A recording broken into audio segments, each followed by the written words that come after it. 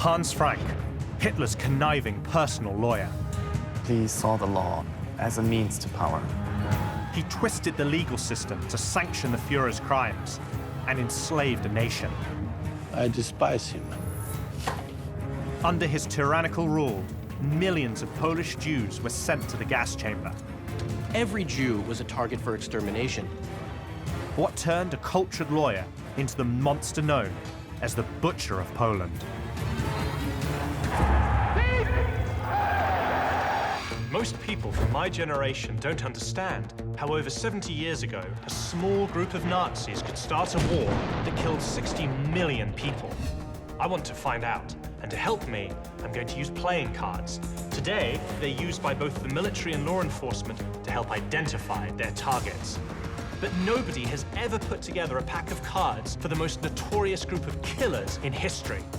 Working with experts, I want to know where each of these Nazis rank in the hierarchy of evil. My name is James Ellis. This is Hitler's Most Wanted. Why is Hitler's lawyer someone we should even care about? If we were in Poland, Hans Frank would be an obvious choice to talk about. He was responsible for so many atrocities, so much suffering. What I particularly find fascinating about Frank is that, he is a middle-class professional. He's a lawyer, and this is a classic example of how the trappings of kind of bourgeois respectability can be so easily subverted and used to promote something incredibly vile. And history is filled with strong, smart, intelligent individuals who have ended up on the wrong side of morality. Frank is absolutely pivotal. He has this massive role, he exterminates a lot of people, and he is right at the heart of the Third Reich.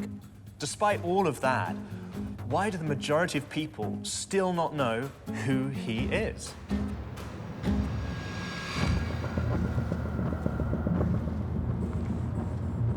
To answer the question, I've come to Germany, to the small town of Ecklach, northwest of Hamburg. So, Nicholas, tell me, what do we have here?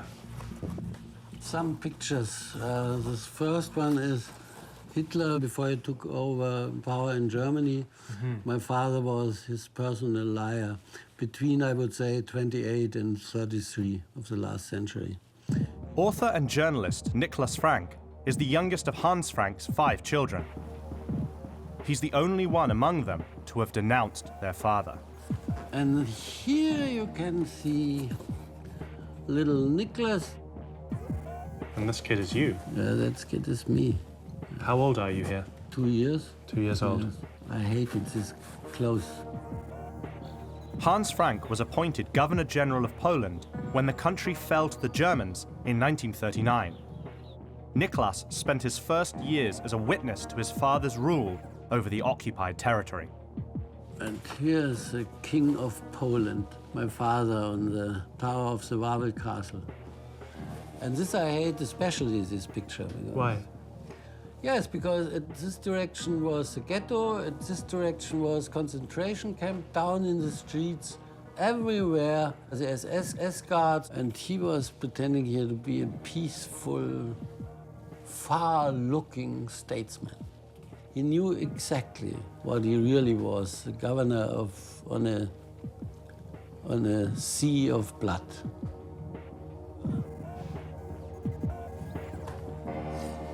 Ah! Before his death, Hans Frank wrote a note to each of his children inside a small book of prayers.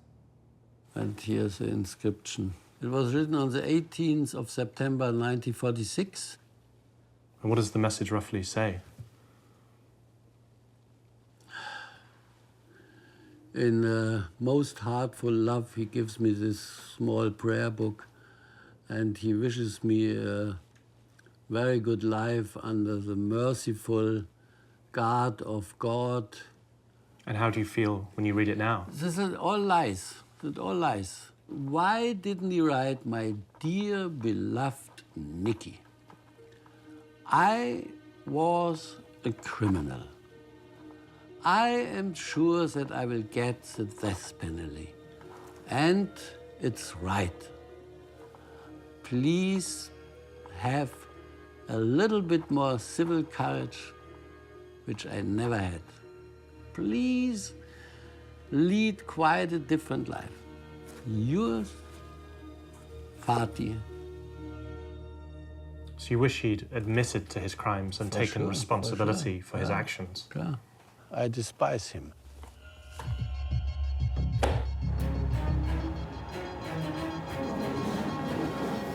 How did Hans Frank become such a terrifying and hated figure?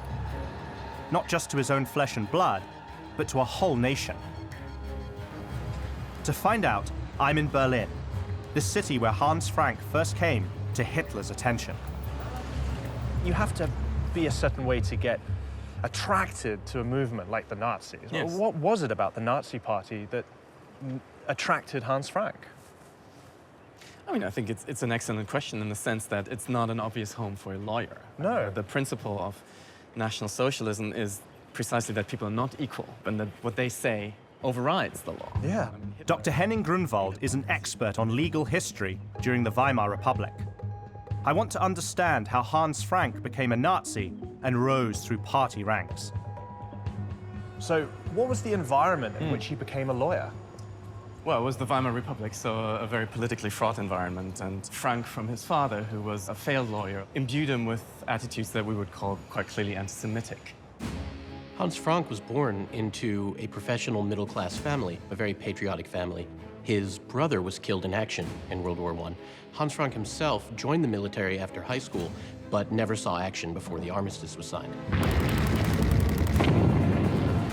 At the end of the First World War, you've got young men looking for a purpose.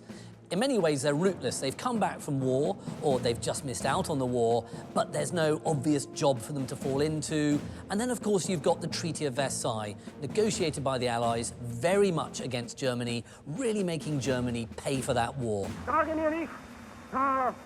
And so when you've got a voice like Hitler's saying to the millions of young men like Hans Frank, I'm going to save this, I'm going to sort this out, it's not surprising that men like Frank can fall under his spell. Hans Frank joined the early Nazi movement in Munich. But it wasn't until he started defending Nazi thugs, known as stormtroopers, that he came to the Führer's attention. How does he become Hitler's lawyer? Yeah. So, in 1928, he represented Hitler himself in the so-called Italian gold trials, which turned around allegations in the electoral campaign of 1928 that Hitler essentially was in Mussolini's pocket. Frank pleaded on Hitler's behalf, and then on the back of that, managed to persuade him to become his lawyer, to become the Nazi Party lawyer. Frank goes on to represent many Nazis in the courts, but his personal mission was to do much more than defend individual clients. He just needed an opportunity. In late September 1930, Nazi officers are accused in the so-called Ulm Reichswehr trial. So this is about a group of 3 National Socialist officers who have formed a kind of, if you will, revolutionary cell. 3 junior military officers were charged with spreading Nazi doctrines, and Frank used that trial to dramatically defend them and to defend Nazism more broadly. But it's Frank's star witness who steals the show. Frank's real stroke of sort of genius there was to put Hitler out and as a witness under oath. Hitler knows that he can't just appeal to disaffected youth. No, what he also needs to do is to impress the bourgeoisie. And these are people who take the rule of law very seriously. They know that the rule of law gives stability. And if the Nazi Party can seem part of that stable structure, then it makes it appear far more acceptable, far more legitimate, and therefore far more likely for Hitler to get into power. Hitler says, I sympathize with these officers in the dock. You know, they have the right ideas, but the wrong means. You know, we will seek power only by legal means. The trial was a media sensation, and it became Frank's signature case. The accused are found guilty, but given lenient sentences. But for Hans Frank, the verdict was irrelevant. There's a lot of newspaper coverage, inimical, friendly. It doesn't matter, because in this case, the exposure is everything. The trial really was crucial both for the Nazi Party and for the trajectory of Frank's career. Frank's skillful manipulation of the courtroom led to a dramatic turn in both his and the Führer's fortunes. In the 1930 election, the Nazis took 18% of the popular vote and were now the second largest political party in Germany. So Frank really plays a key role in legitimizing the Nazi Party Yes. to a large group of German society. Yes, precisely. By 1933, Hitler had risen to power in Germany. The Führer rewarded Frank for his loyalty with political appointments. But where he really made his mark is behind the scenes as the party's chief legal policymaker.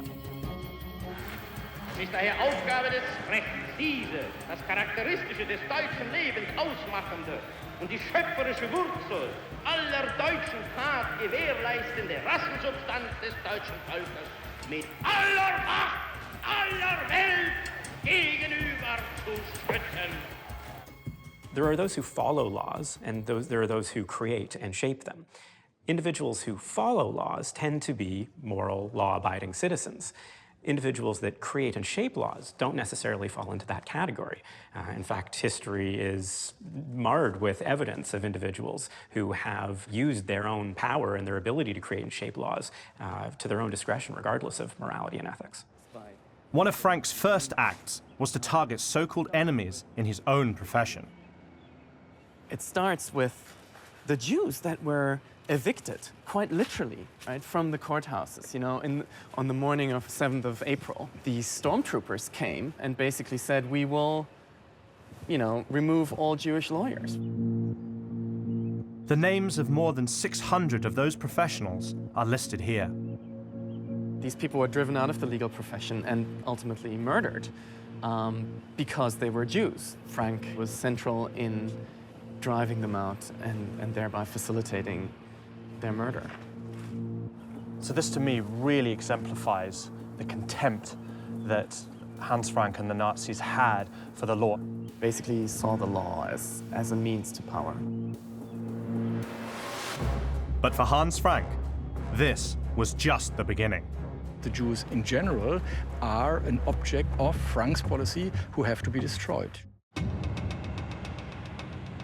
My quest to find out where Hans Frank sits in the hierarchy of evil has brought me to the Polish city of Krakow, where Hitler's personal lawyer spent most of the war.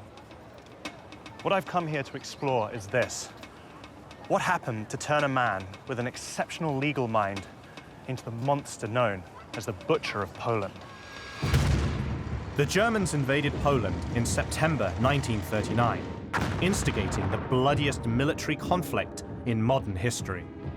After the military victory, Hitler appointed Hans Frank Governor General of the occupied territory.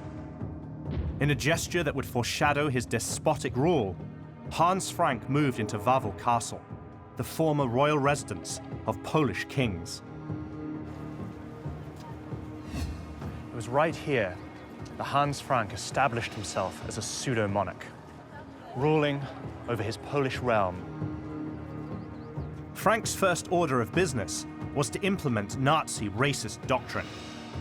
At its core was the persecution of the Jews.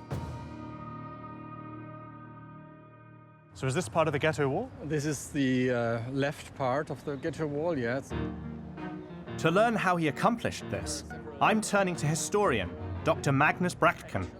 He's brought me to an infamous symbol of Nazi cruelty. The plaque says to those who became the victims of Hitler and the occupation. Well, should we have a look and see what it looks like on the other side, around here? Okay. So how personally involved was Hans Frank in the creation and the implementation of the Krakow ghetto? When the war started and he was established here, Frank wanted to get his area as free of Jews as the rest of the Reich. Hans Frank immediately began implementing anti-Semitic measures. He starts very quickly enacting laws against the Jews, stripping them of all their rights and stripping them, frankly, of their dignity. Across Poland, the Nazis closed synagogues and plundered Jewish homes. They mandated forced labor for any Jew over the age of 12. In 1940, Frank upped the ante, introducing a brutal new measure to segregate the Jewish population. Ghettos are effectively prisons. There's no other word to describe them. There's a great big wall around it, there's a barbed wire around it, there are troops patrolling it. It's also another way of proving your utter superiority over another people. What do? You fence them in, you wall them in, you block them in. So these buildings would have been inside the ghetto? Inside the ghetto, yes. So people would have been crammed into these?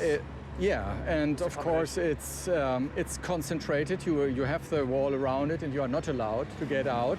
And the conditions would be very rough because there is little options to have food and all the necessary everyday support in here. The Nazis built hundreds of ghettos across Poland. The Warsaw Ghetto was the largest. 400,000 people were confined to 3.4 kilometers of space. You can imagine the overcrowding, the filth, the hunger, the deprivation. Add to that the Nazis were forcing Jews in the ghetto to participate in forced labor. They were farming them out, essentially, to German companies and factories. Oh, it looks like there's another part of the wall here. Yeah, indeed. What really hits home for me is there would have been children behind these walls. It's a playground on the other side today, which is a very strange contrast to imagine how it would have been there in 1941, 1942, 43. In 2.5 years of the occupation, 83,000 Jews in the Warsaw Ghetto alone died from disease and starvation. People try to survive somehow, to get some food, to get a normal life, if we can call it normal at all. It was all covered by this permanent threat and all covered by the need to get something to eat, which is at the heart of everything. And if you get ill, it's of course more or less a death sentence. Yeah, it's just horrifying. Every day it was just about trying to survive to the next day. Exactly. The tombstone shape of Krakow's ghetto walls was tragically prophetic. The Nazis decided to build ghettos throughout Poland because they wanted to make it easier to round up the Jews when it came to slaughter them. You know where to get them when you want to deport them to the camps. Across occupied Europe, Hitler's deputies implemented the final solution: the deliberate and systematic extermination of the Jews. Despite the grossly criminal directive, Hans Frank showed no objection to state-organized mass murder. People often conflate intelligence and wisdom with morality. We assume that people who are intelligent enough to know better are going to fall on the right side of ethics and morality, but this isn't necessarily the case. Addressing his senior officials in late 1941, Hans Frank insisted they show no mercy in carrying out the Führer's plan. And then people were deported to the death camps, extermination camps, and most of them were killed there. It's just so crazy for me just to think that people could have that thought process, to sit around and say, right, we're going to make this policy of our regime to do that. The Jews in general are an object of the National Socialist policy, of Frank's policy, who have to be destroyed. By the end of the war, after 5.5 years of brutal occupation, 3 million Jews, 90% of Poland's Jewish population, were murdered by the Nazis. Hans Frank was rightly known and is rightly remembered as the Butcher of Poland. He ruled with an iron fist and in an incredibly cruel way. His mission was to exterminate the Jewish population of Poland. Every Jew was a target for extermination. But Hans Frank doesn't stop with the genocide of Poland's Jews. He is determined to wipe an entire nation off the map. For them, Polish people only being something like slaves. I'm in Krakow, the center of Nazi occupation in Poland during the war, to investigate Hans Frank. He ruled the Nazi-held territory, and I'm here to learn about his role in the Führer's chilling plans for a conquered nation. When was this museum founded? That's the first exhibition in 1991. Matus Gaulik is a historian at the Home Army Museum. He is an expert on Poland's resistance movement during the Second World War. We have some letter paper. Hans Frank used it when he wrote, for example, orders to his officers, orders like shoot somebody and so on. And we have an original paper, letter paper.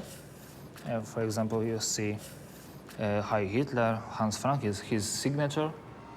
As Poland's de facto ruler, Hans Frank was tasked with paving the way for the Führer's cold-blooded vision in the occupied territory. Generalplan Ost, or General Plan East, was a big master plan drawn up by the Nazis and under, obviously, the stewardship of Hitler to basically conquer and subdue everything east of Berlin, all the way through to Moscow. You were going to treat all these lands as a kind of breadbasket for the German people. The existing people there, the Untermenschen, the subhumans, would be driven even further east, and then all that territory was then going to be lived in by Germanic settlers. Generalplan Ost basically called for a liquidation of millions of people, an occupation of millions of square miles of territory. It was absolutely barbaric. Untermensch is a term in Nazi racial ideology. It essentially means subhuman, and it referred to the groups that the Nazis saw as racially inferior. Of course, the Jews are the most prominent example, but the Nazis also saw Slavs as racially inferior, as a population fit only for servitude and eventual displacement. To enact the Führer's plan, Frank opened Poland's doors to Nazi death squads in September 1939. They started at the very top of Polish society. I know that when the Germans occupied Poland, one of the first things they did is try to remove the sort of Polish elites. Yes, exactly. First prisoners in the concentration camp in Auschwitz were teachers, priests, professors from the University of, for example, here from Krakow. It seems to me as if the Germans were trying to turn Poland into a slave state. Yeah, exactly. For them, Polish people only being something like slaves. They working in the concentration camp, in worker camp. To the Germans, Poland was to become nothing more than a giant labor camp. What Hans Frank hadn't counted on, however, was the indomitable spirit of the Polish people. This is an amazing collection of firearms. Yeah, MG42, rifles like Mosin, Mausers, Panzerfaust, MG34, for example, Polish mortars, a lot of guns. The Home Army Museum features a small arsenal, once used by those who dared to fight the Germans. The Polish Home Army was essentially a semi-uniformed resistance to Hitler and the occupying Nazi forces. These were incredibly brave men and women, and what they were doing was trying to hamper as much of the German occupation as they could. Frank, of course, absolutely loathed them and wanted to destroy them. The Home Army was a symbol, not only of our military resistance, but also is a symbol of freedom, that we cannot give up. Even in the 1939, everybody believed that we win this war. Maybe not this year, maybe next year, but we win. And when we resistance to Germans, then we have a hope. So it was about fighting back and keeping the hope alive that one day Poland will be liberated from the Nazis. Yes, because you see death in every day. The Home Army counted nearly 400,000 members by 1944, but they were fighting with scraps. So obviously the MG42 is a German machine gun. Yeah, German machine gun which Home Army captured from a train. And you see that nicknames of Polish soldiers. For example, Hardy, tough guy. So the people who captured these engraved their nicknames on them? They use it, and is my weapon. I shoot it and is a part of me. And I wrote my nickname. Amazing. One thing that stands out about Poland during World War II is that you had an effective and organized armed resistance to the Nazis. It was able to sabotage and slow down and foil some Nazi plans to impose their will on Poland. The most well-known act of Polish resistance to the Germans is the Warsaw Uprising in the summer of 1944. As the Allies advance towards Berlin, the Home Army feels incredibly empowered by the fact that the Red Army, Stalin's forces, are coming in from the east, and they're going to sweep, hopefully, into Warsaw and liberate it from the Nazis. And so, as Stalin approaches, the Home Army decides to rise up, fight street by street throughout Warsaw. What happens is appalling. Stalin and the Red Army stop, and he lets the rising fail. He wants the Germans to crush the Poles, and then he's then going to crush the Germans. After 63 days of bitter fighting, the far better armed Wehrmacht defeated the uprising.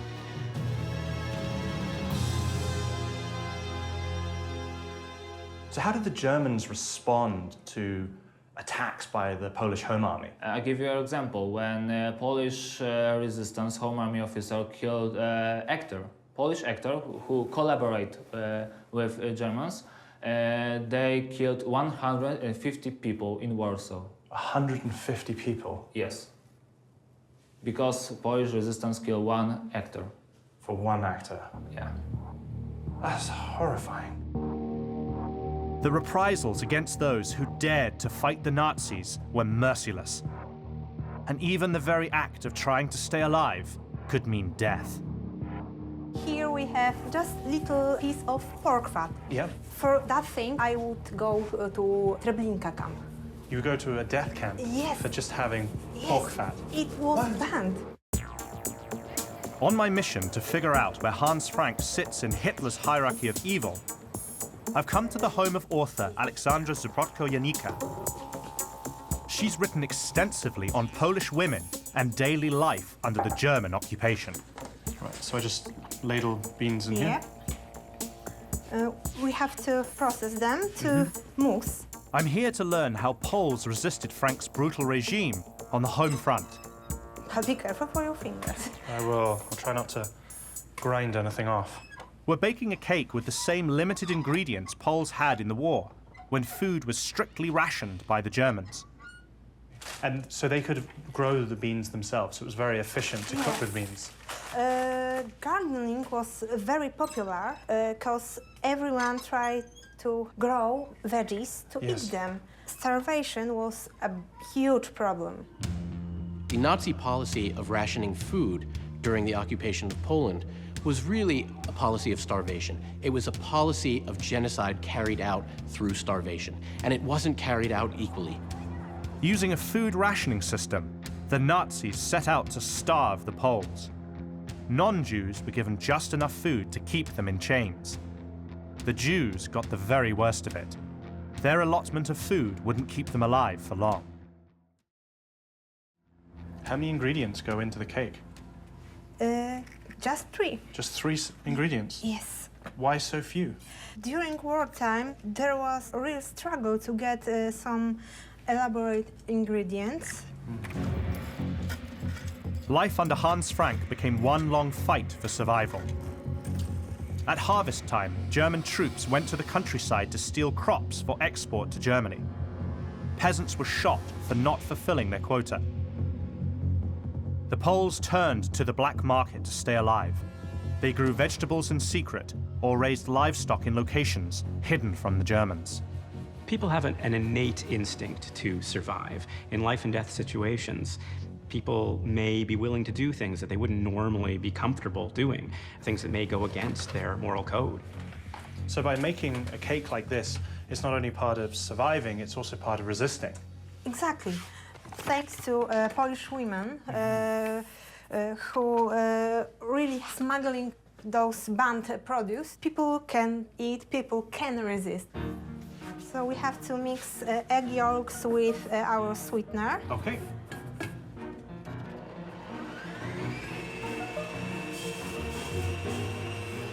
We have to put our beans into the mix. So you're using the whole of the egg, you're using both the yolks and the whites. Nothing could go to waste. Even breadcrumbs were used. How am I looking? Better. Better? Yeah. Under Frank's repressive regime, Polish women risked their lives to feed their families. And what would happen if they were caught with ingredients that were banned? I'll show you. Here we have just a little piece of pork fat. Yep. For that thing, I would go to Treblinka camp. You go to a death camp for just having pork fat. It was banned. Pork fat or having unregistered porks. Yeah.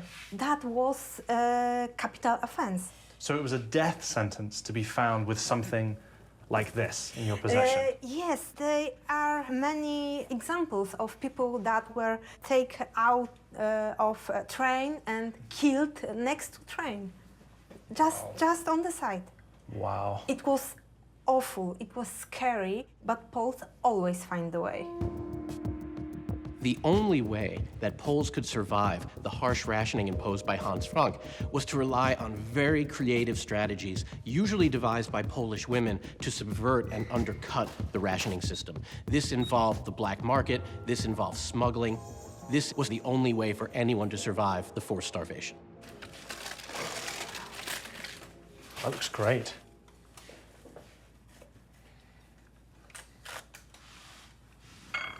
Look at that. It looks almost like sponge cake. It does. I'd say I've never had white bean cake before. This is like...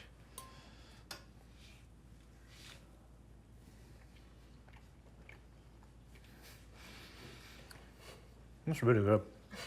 I can't believe this is just 3 major ingredients. Polish wartime cookery books are full of recipes like that.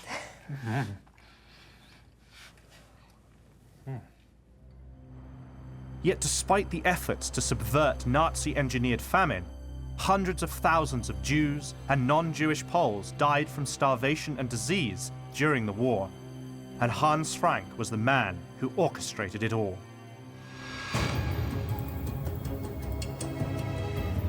The Butcher of Poland's reign eventually came to an end. I want to find out how, from someone who witnessed Frank's demise firsthand. What is left in my memory is cowardice.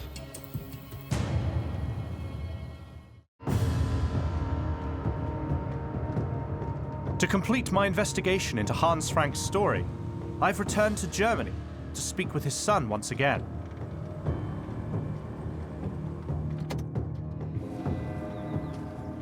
Nicholas? Hi, James. Thank you so much for agreeing to speak with me again. Nicholas has a unique perspective on the rise and fall of Hans Frank's tyranny.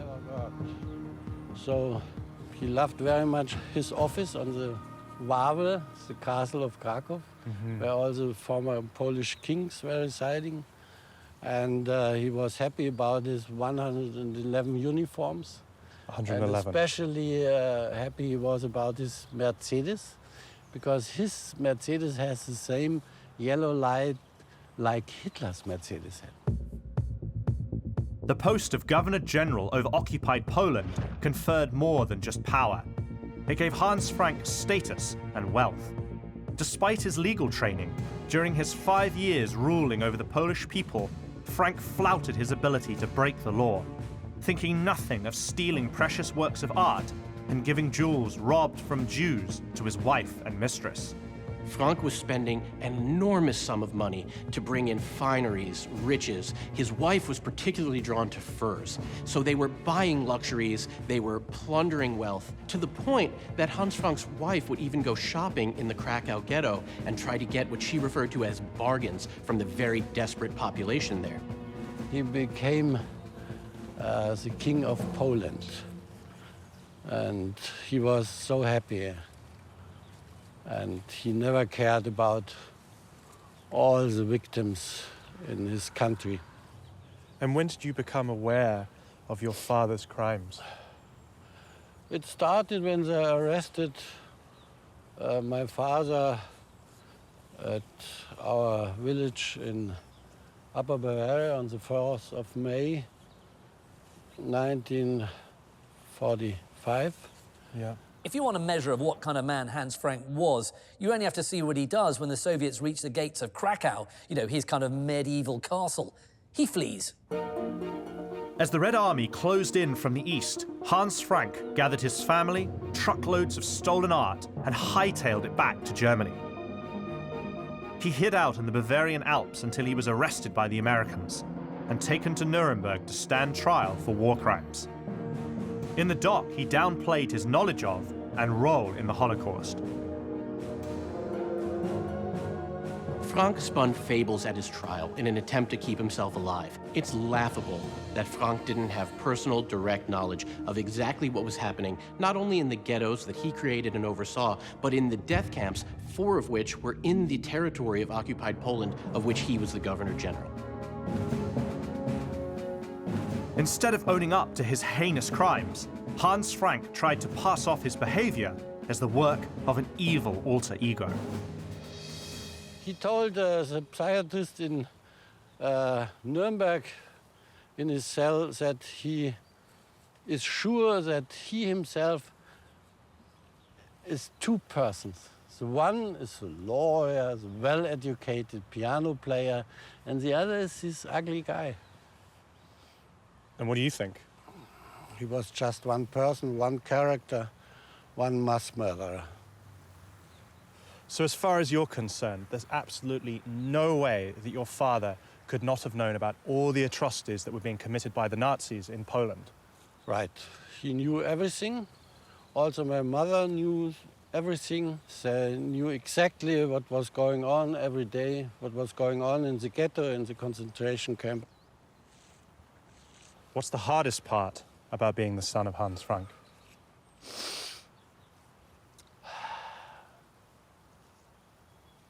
The hardest thing to think every day of him, to know nearly everything about his involvement in all those horrible crimes. Hans Frank was found guilty of war crimes and crimes against humanity. He was hanged in October 1946. So what's this here? This is my biggest joy every day. This is the coat of my father. I can see it from our living room, sitting there and saying every day to my father, that's the only thing you have deserved, being a scapegoat at our little lake. And since then, he is standing here, and I'm very happy. Why does it make you happy? It shows for me that what is left of him in my memory, his crimes, and even more, his cowardice. And when I look at him, I always accuse him, why have you done all of this? So what is really left from him is this coat, which he loved very much, and in which he also distributed so much fear to all the others who saw it. And now he's standing here and only the birds have to be afraid of him.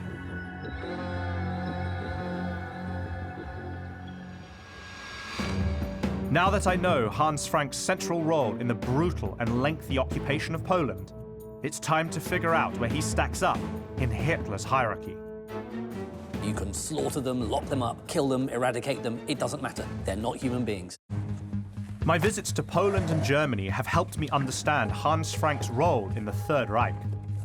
Now it's time for us to decide where this Nazi lands in the hierarchy of evil. Using our unique system of playing cards, I want to determine where Hans Frank ranks in Hitler's Most Wanted. The experience which had the biggest impact on me was meeting Hans Frank's son, Nicholas. I was amazed by Nicholas' bravery because I could not imagine publicly eviscerating my own father.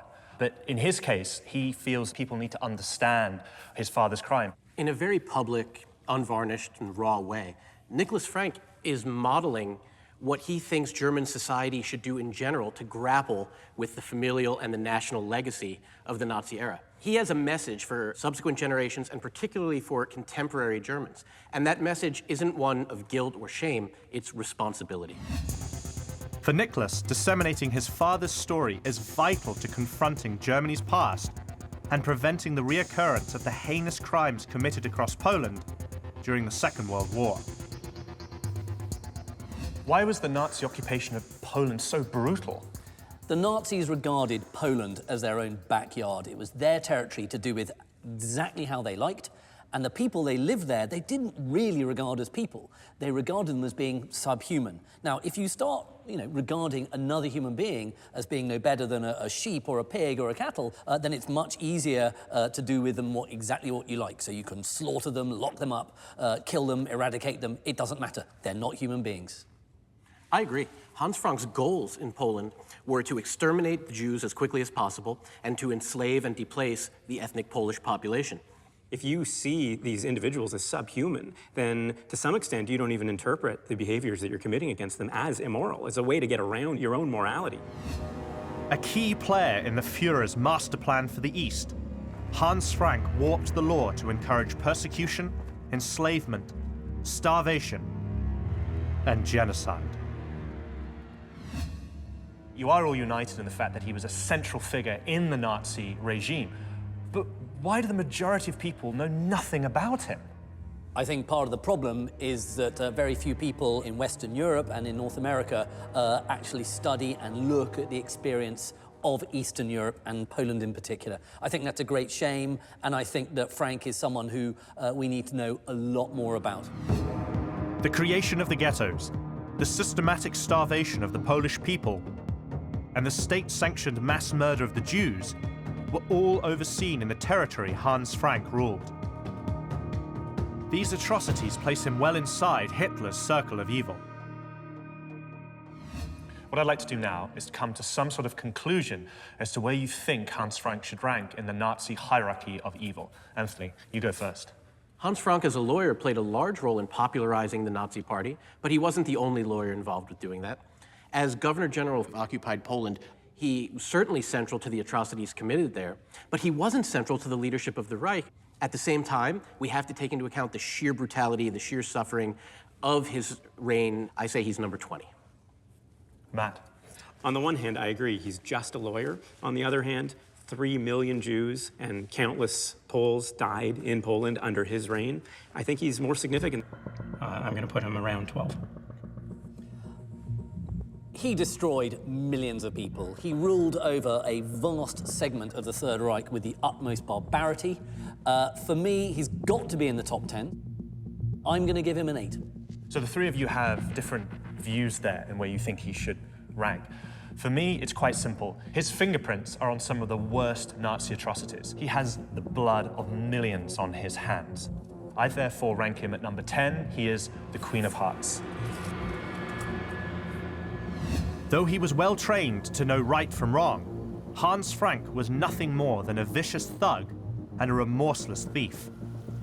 For the genocide of Poland's Jews and the untold suffering of millions of non-Jewish Poles, Hans Frank makes it into the top 10 of Hitler's most wanted.